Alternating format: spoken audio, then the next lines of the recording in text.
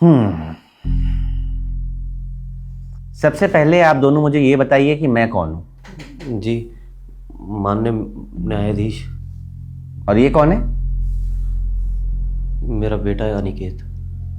अब आप बताइए कि ये कौन है। जी पिताजी। यानी कि आप दोनों की मानसिक स्थिति बिल्कुल ठीक है। आप दोनों एक दूसरे को बाप बेटा मानकर पहचान रहे हैं।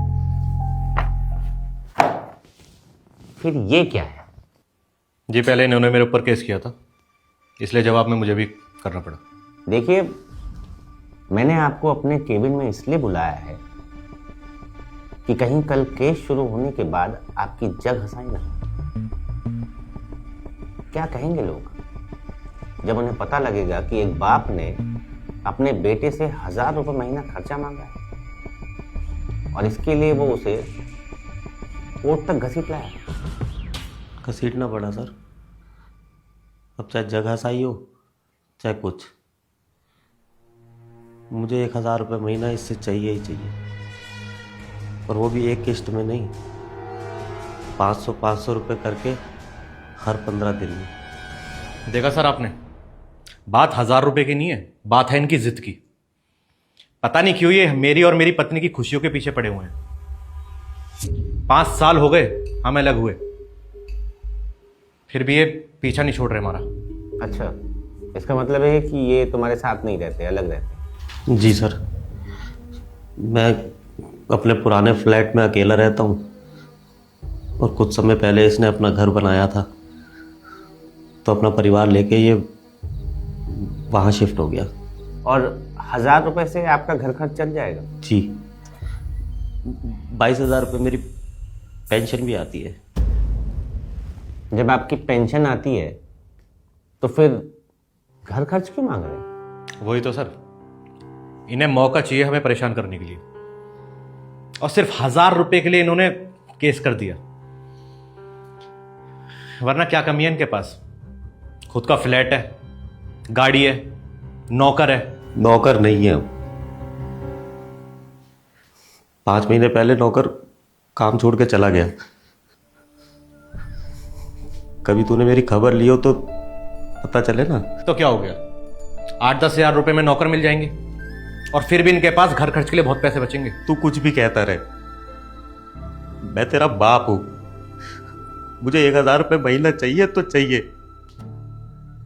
वो भी 500 रुपये करके महीने पे 2 बार। अब तू इसे अपना फर्ज समझ या मेरा कर्ज। देखिए धीरज जी, आप रोइए मत। और ये क्या फालतू की जिद पकड़ी है आपने? इवन मेरी भी कुछ समझ में नहीं आ रहा है। जिद नहीं है सर, बाप होने का हक मांग रहा हूं मैं अपने औलाद से। कम से कम महीने में जब ये 2 बार मुझे पैसे देने आएगा तो जी भर के इसे देख तो सकूंगा। इकलौती औलाद है सर ये मेरी। 5 साल में 5 बार भी नहीं देखा मैंने इसे। जब से ये अपनी बीवी और बच्चों को लेकर दूसरे फ्लैट में शिफ्ट हुआ है,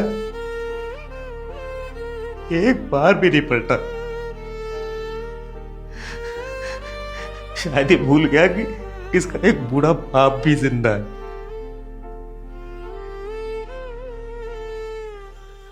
पैसे देने के बहाने कम से कम इसे ये तो खबर रहेगी ना कि उस फ्लैट पे इसका बूढ़ा बाप जिंदा है भी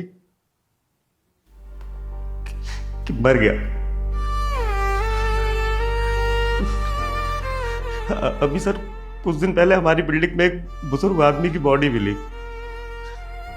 पता नहीं कितने महीने से सड़ रही थी। क्यों? क्योंकि उसकी खुद की औलाद और बहू विदेश में रहते हैं।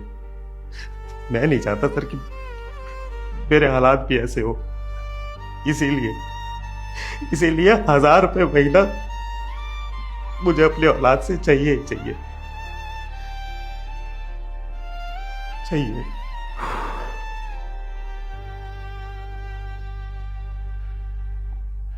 अब शर्म से आंखें क्यों नीची कर ली?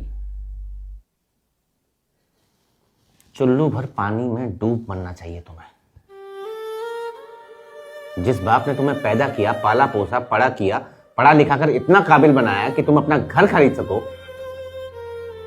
आज वही बाप सिर्फ तुमसे मिलने के लिए कोर्ट तक आ गया।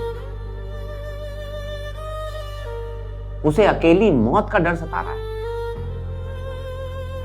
शर्म आनी चाहिए तुम्हें, और शर्म आनी चाहिए तुम्हारी जैसी संतानों को। आप सही कह रहे हो सर, गलती मुझसे हुई है, बहुत बड़ी गलती हुई है। पिताजी, हो सके तो मुझे माफ करना, मैं सब सही कर दूंगा। सर, हमें कोई केस नहीं करना, हम चलते हैं सर। चलिए पिताजी।